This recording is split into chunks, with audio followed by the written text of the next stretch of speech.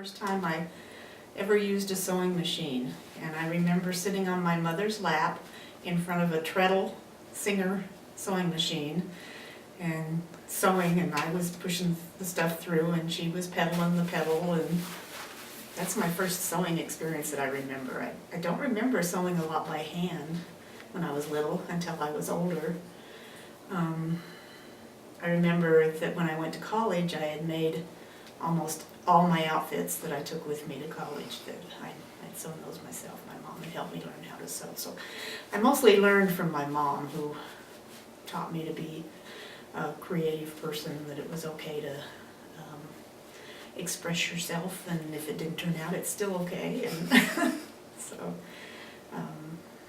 and then going the other way, I also learned to be creative from my children, and it seems like I'm inspired to do things because of my children and because of their children, wanting to create things for them. So that was the other direction. And to create with them. I have a granddaughter that likes to sew, and it's fun to sit with her. She'll be on her machine and I'll be on my machine, and we'll both be sewing away, making quilt squares, and I find that really fun to do as well as I used to. I got one. What's going on doing? So they stick. No. And the weaving I learned from my daughter, so I learned a lot from her too. I just figure, one thing my mom says, you can learn something from anybody. It doesn't matter who it is. If you take a class, you may not like the whole class, but you can always learn something from them. So just be patient and open, and you will learn. And so that's what I tried to do.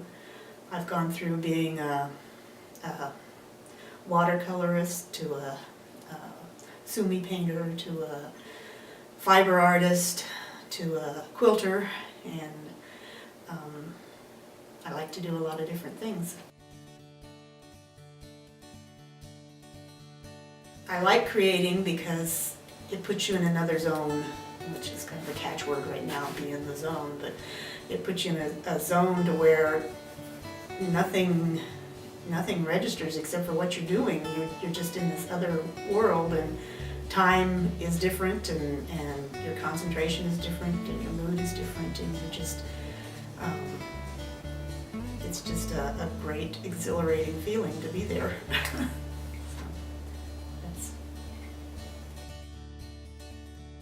Every time we drive down the road, I remember my mom saying, "Look at all the different shades of green," and so every time I'm out in the woods or driving down the highway and I look at the trees and I try to see how many different colors of green I can see in the trees, or how many different browns there are in the city, or how many different colors there are in the flowers. So colors are a big part. Being out in the woods, I like going hiking with my husband, and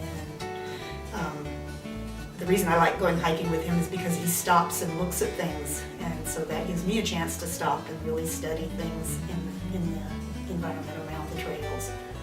So I get a lot of inspiration from being out and about.